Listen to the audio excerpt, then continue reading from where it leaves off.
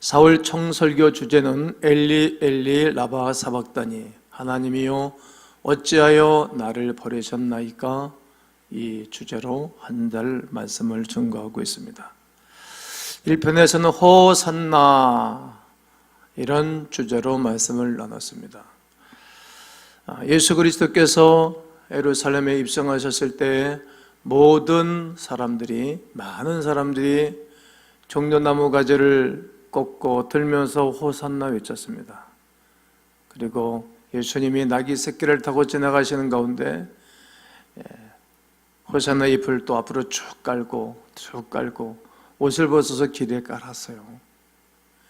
왜 그들이 호산나 외쳤는 것인가 하면 우리를 구원하소서, 이런 뜻인데, 당시 로마로부터 압제를 당했던 그 민족이 그리스도 예수로 말미암아 해방, 자유, 그리고 그들에게 큰 위로를 주실 것을 기대했기 때문입니다.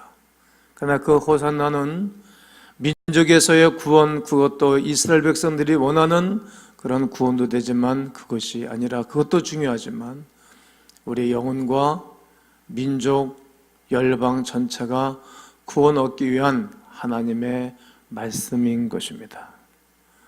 나는 우리 주 예수 그리스도의 오심으로 호산나 우리를 구원하소서, 나는 우리 열방과 민족과 모든 종족과 우리 모두가 구원의 은총을 이루게 되기를 간절히 원합니다. 둘째 주에는 총주제인 엘리 엘리 라마 사박단이었습니다.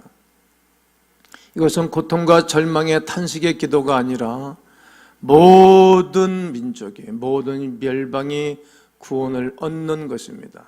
그리고 시금은 심히 들지만, 기도할 때 응답이 없지만, 그러나 그 기도 이후에 주님이 차려줄 상을 기대하라고 말씀을 드렸습니다. 이 말씀은 시편 22편 1절에 다윗 왕이 하나님이여 왜 내 기도에 응답하지 아니하시나이까, 왜 침묵하시나이까, 이런 절망의 기도를 시작하다가 후반부에 가면은 하나님께 찬양을 드리기를 시작합니다. 그리고 그 유명한 시편 23편에 원수의 목전에서 내게 상을 차려주시고, 그렇습니다. 예수 그리스도의 어찌하여 나를 버리셨나이까, 이 기도는 절망과 낙심과 탄식의 기도가 아니라 이미 승리한 기도입니다. 여러분과 저에게 하나님 어떤 때는 안 계신 것 같고 응답하지 아니하시는 것 같고, 그리고 침묵하신 하나님으로 들려질지 모르지만, 그러나 하나님은 이미 좋은 좌편을 깔아놓으시고 승리의 잔을 준비시켜 주시는 줄로 믿으시기를 바랍니다. 오늘은 3편으로 하나님이 그 아들 예수 그리스도가 부활의 놀라운 능력을 허락하시고 난 다음 제자들에게 묻는 것입니다. 평안하냐? 평안하냐? 오늘은 평안하냐? 이런 주제입니다. 지구상의 국가들이 형성된 이후에 국가와 국가가 분쟁, 민족과 민족의 분쟁, 사상, 이념, 수없는 고통과 어려움이 있습니다. 국가와 국가가 형성되고 난 이후에 약 한 2만여 회의 정상적인 회담, 회의를 거쳤다는 거예요. 무엇을 위하여? 평화를 위하여. 전쟁과 반복이 없는 좋은 세상을 위하여 회의를 하였습니다. 그러나 전 세계는 역시 현재도 반목, 미움, 전쟁이 그치지 않고 있습니다. 이번에 또 시리아를 폭격했지 않습니까? 그리고 평양에다가 우리가 트럼프가 군사 제재를 한다, 이런 낭설도 떠돌고 있는 그런 상황이 있지 않습니까? 전 세계는 전쟁이 그치지를 않고 있습니다. 그렇게 원하는 평안은 없습니다. 모든 성도들이 평안함과 기쁨 가운데 살고 싶지만, 그러나 평안 없이 두려움과 어려움 가운데 살아가는 분들이 많이 계십니다. 제 주변에 있는 성도님들도 두려움과 그리고 불편함 가운데 계신 분들이 계십니다. 그러나 성도는 어떤 절망적인 상황에도 낙심하지 말아야 할 이유가 있답니다. 그것은 희망이라는 거예요. 희망은 어디서부터 온다고 생각하십니까? 희망은 우리에게 부활의 놀라운 능력으로 함께 하시는 그리스도 예수에게로부터 오는 것입니다. 그런 의미에서 부활신앙만큼 복된 것은 없습니다. 부활신앙이 있다면 어떤 고난과 절망도 극복할 수 있기 때문입니다. 때가 되면 죽음은 자기 자신에게도 현실이 될 것입니다. 인생 죽음을 정하신 하나님은 예수님 안에서 부활도 약속하셨습니다. 성도에게 죽음은 영생으로 들어가는 관문이 됩니다. 그래서 부활은 큰 위로 중에 위로가 되는 것입니다. 그러므로 늘 부활의 신앙을 가지고 살아가야 할 것입니다. 부활의 신앙을 가지고 산다는 것은 자신에 대해 확신하는 삶을 살아가는 것입니다. 내 자신에 대하여 확신하는 것입니다. 오늘 본문 1절 말씀을 보면 부활하신 주님을 처음 본 사람들은 막달라 마리아와 그 밖에 마리아였습니다. 안식일이 다 지나고 안식 후 첫날이 되려는 새벽에 막달라 마리아와 다른 마리아가 무덤을 보려고 갔다라고 말합니다. 주님은 왜 자신의 부활을 12제자 대신 막달라 마리아에게 제일 처음 보여줬을까? 한번 생각해 보셔야 되지 않겠습니까? 하나님이 이 땅에 수없는 많은 사람들이 있는데 그 중에 왜 12제자를 선택하셨을까? 생각해 봐야 될 것 아니겠습니까? 여러분 직장이나 사업장에서 중요한 일을 상의하고 중요한 일이 있을 때 왜 나를 선택해서 불러서 얘기하고 그리고 고민을 할까? 생각해 봐야 되지 않겠습니까? 부활의 주님이 제일 먼저 당신의 모습을 보여준 사람은 막달라 마리아였습니다. 막달라 마리아는 어떤 여인이었습니까? 7 귀신 들렸던 여인이었습니다. 그가 주님의 은혜로 치료받은 여인이었지요. 주님으로부터 치유의 은혜를 받은 후 그는 주님을 가장 사랑했습니다. 그러게 그는 주님의 무덤도 무서워하지 아니하고 제일 먼저 주님의 무덤을 향하여 달려갔던 여인입니다. 그러므로 그는 부활의 주님을 제일 첫 번째로 목격한 산 증인이 된 것입니다. 그처럼 하나님의 은혜는 유능하고 유명한 사람의 것이 아니라 주님을 사랑하고 주님을 추구하는 사람들의 것입니다. 예수님 당시 여성들의 지위는 너무나 형편없었습니다. 사람들 인구 숫자를 했을 때 여인의 숫자를 세지 않을 정도였기 때문입니다. 그러나 주님의 사역에는 여성들의 큰 역할을 감당하는 것을 보게 됩니다. 누가복음 8장 1절로 3절을 보면 막달라 마리아, 요한나, 수산나를 비롯한 여러 여자가 자기들의 소유로 예수님의 사역을 도왔습니다. 그들의 은밀한 후원으로 예수님의 복음 사역에 큰 힘을 얻게 된 것입니다. 사람은 사실상 다 별로 차이가 없습니다. 성경을 보면 믿음에 강한 사람들도 대부분 넘어진 사람들의 전적을 가지고 있습니다. 하늘의 불을 끌어내렸던 선지자 엘리야도 죽음의 위협이 무서워서 광야로 도망가서 내 생명을 취해달라고 넋두리 기도했던 것을 볼 수 있기 때문입니다. 그것이 인간의 실상이기에 오직 우리는 하나님께 소망을 두어야 합니다. 하나님의 붙잡아 주시면 부족한 사람도 얼마든지 쓰임받을 수 있다는 사실을 알아야 할 것입니다. 모세는 사람을 죽이고 피난 갔던 사람입니다. 40년 동안 광야에서 우울증 환자처럼 지냈습니다. 그가 의지했던 것은 지팡이 하나, 양을 몰고 양을 쳐했기 때문입니다. 지팡이를 붙잡고 살던 그에게 하나님이 너희가 가지고 있는 것이 뭐냐? 지팡이입니다. 지팡이 던져라. 뱀이 되고, 지팡이가 던져서 뱀이 된 것을 꼬랑지를 잡으라 다시 지팡이가 됐습니다. 모세는 늘 하나님을 의지하는 산 증인으로 늘 지팡이를 붙잡고 다녔습니다. 상가는 소모는 막대기 하나 가지고 그는 블레셋 사람을 물리치고 600명이나 물리치고 구원의 거룩한 독세에 쓰임받았던 사람입니다. 수많은 막대기, 큰 막대기도 아닌 것 가지고 말이죠. 바울은 손수건을 가지고 그 가지고 있던 손수건이나 그의 물품을 가지고 사람들이 환자나 귀신 들린 사람들에게 놓기만 하면 악기가 떠나가고 귀신이 떠나가는 그런 경험을 하였습니다. 그렇습니다. 이 세상에 사는 사람 중에 쓸모없는 사람은 한 사람도 없습니다. 우리가 지금 이곳에 만나 함께 예배드리는 자리에 있는 우리도 우연은 아닙니다. 다 필요해서 하나님이 부르셨고 다 거기에 맞게끔 하나님은 제정하시고 하나님의 사람들을 사용하고 계신 것입니다. 다 필요해서 하나님이 이곳에서 가음교에서 여러분과 저를 만나게 해주신 줄로 믿습니다. 하나님이 이처럼 우리를 통해 큰 일을 이루기를 원하신다는 사실을 믿고 자신에 대한 넘치는 확신, 또 확신을 가지고 사시기를 주의 이름으로 권면합니다.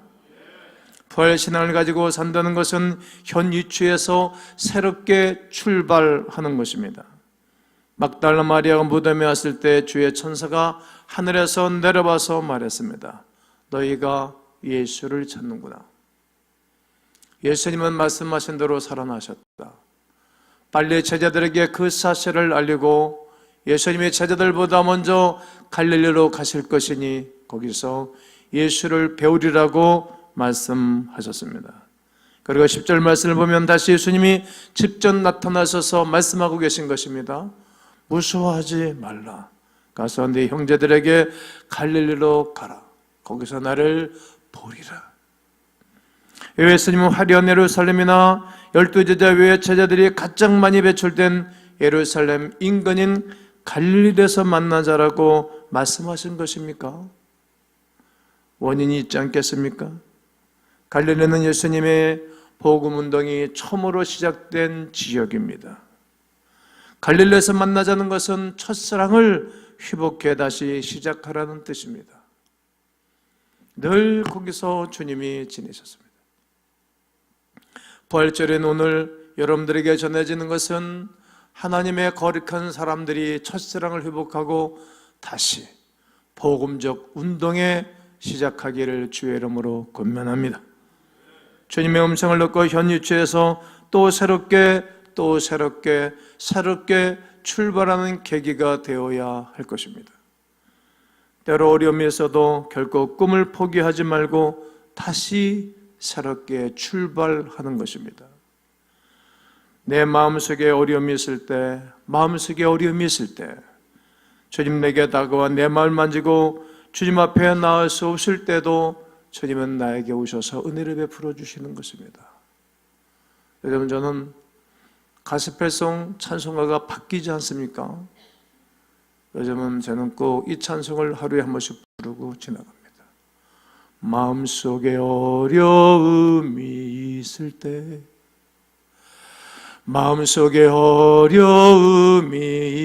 때, 내게 다가오사 나에게 손을 얹어주시고 위로해 주시는 주님, 그럼에도 불구하고 날 사랑하시는, 내가 부족함에도 불구하고 나를 사랑하시는 주님이 계셔요. 상황과 어려움이 있을지라도 변함없이 사랑하시는 주님이 계시다는 거예요. 불의 주님을 늘 바라보는 것입니다. 이미 늦었다고 포기해서도 안 됩니다. 하지도 않고 끝났다라고 좌절해서도 안 될 것입니다. 나의 탓, 환경 탓, 나의 탓, 경제 탓으로 돌려서도 안 될 것입니다. 지금부터 다시 시작하면 얼마든지 좋은 길과 좋은 일이 생길 것입니다. 하나님은 자신의 자녀들이 환경을 탓하지 않고 꿈을 가지고 분발하여 살라고 우리 주님 말씀하시는 것입니다. 잠시 잠깐 하나님은 고난도 허락하시고 잠시 예면한 것처럼 보인다 할지라도 우리에게 주신 축복을 하나님은 보류하지 않으신다는 것입니다. 그러므로 고난 중에 원망과 불평을 믿음으로 이겨내기를 기대하시는 내 하나님의 마음을 아셔야 됩니다. 또 아버지 하나님을 향한 꿈으로 새롭게 할 일을 찾아 시작하는 여러분과 저가 되기를 하나님은 원하신다는 거예요. 몽환이 인생을 포기하는 것 좋아할 부모가 한 사람도 없듯이 우리가 힘들고 어렵다고 포기하고 낙심하고 있는 모습을 그대로 보기를 하나님은 원하지 않는다는 거예요. 하나님이 2017년도 또다시 부활주를 허락하신 하나님은 우리에게 그런 메시지를 주시는 것입니다. 아마 2018년도 부활주를 맞는 우리들에게도 또 주님은 그렇게 기대하시게 될 것입니다. 나는 여러분과 제가 이 부활주일에 여러분 잃어버린 꿈이 있다면 다시 꿈이 부활하기를 권면합니다. 여러분 인간관계가 불편한 관계에 있다면 다시 인간관계가 회복하고 귀해지고 좋아지기를 주의 이름으로 선포합니다. 사랑과 헌신, 용서의 삶을 사시고 가정과 교회 행복을 다시 살리는 복 있는 날이 되기를 원합니다. 부활의 신앙을 가지고 산다는 것은 기쁨과 평안으로 사는 것입니다. 본문 8절을 보면 두 여자는 예수님의 부활 소식을 듣고 무서움도 있었지만 크게 기뻐하는 것입니다. 한번 읽어볼 것입니다. 시작. 그 여자들이 무서움과 큰 기쁨으로 빨리 무덤을 떠나 제자들에게 알리려고 다름질할세. 무서움과 두려움이 교차했어요. 근데 그뿐만이 아니라 기쁨도 있었어요. 그럼 무서움과 두려움 뒤에는 항상 기쁨도 있는 거예요. 그래서 주님이 묻는 것입니다. 뭐라고 묻는 것입니까? 그들에게 나타나 평안하냐? 오늘도 주님은 물으실 거예요. 너 평안하니? 평안하냐? 그러면서 또 하시는 말씀이 무서워하지 말라. 평안하냐? 지금 무서워하고 있어요. 거기다가 무서워하는 그들에게 평안하냐 이렇게 물으시고 무서워하지 말아라. 10절 말씀하셨어요. 그러면서 예수께서 그들을 만나 이르시되 평안하냐? 여자들이 나아가 그 발을 붙잡고 경배했어요. 이에 예수께서 이르시되 무서워하지 말라. 가서 네 형제들에게 갈릴리로 가라. 거기서 나를 보리라 하셨느니라. 이 장면은 부활의 믿음을 가지고 기쁨과 평안에 넘치는 삶을 살아야 한다는 것을 교훈하고 또 가르쳐 주시는 것입니다. 우리는 부활절을 너무 무겁게 보내는 경향이 있지요. 아마도 예수님의 죽음이 선제했기 때문이 아닐까 생각해 봅니다. 나 같은 죄인을 살리기 위하여 하나님의 독생자 예수 그리스도께서 대신 죽으신 것이 우리 마음을 무겁게 하기 때문입니다. 맞습니다. 그런데 그것은 예수님의 죽음의 진정한 의미를 퇴색시키는 것입니다. 예수님은 그의 죽으심이 우리를 죄에서 완전히 해방시키기 위해서였지 않겠습니까? 예수님께서 십자가에 죽으신 이유인 것입니다. 그렇다면 우리는 당연히 예수님의 죽으심으로 말미암아 그 이후에 합당한 삶을 살아가야 하는 것입니다. 그것이 우리의 시작입니다. 예수님의 죽음으로 우리는 영원한 생명을 얻었고 죄에서 자유를 얻었을 뿐만 아니라 진정한 평안을 누릴 수 있게 되었습니다. 부활절은 성탄절만큼 우리에게 행복하고 기쁜 날입니다. 여러분 기뻐하시죠? 더 기뻐하고 계십니까?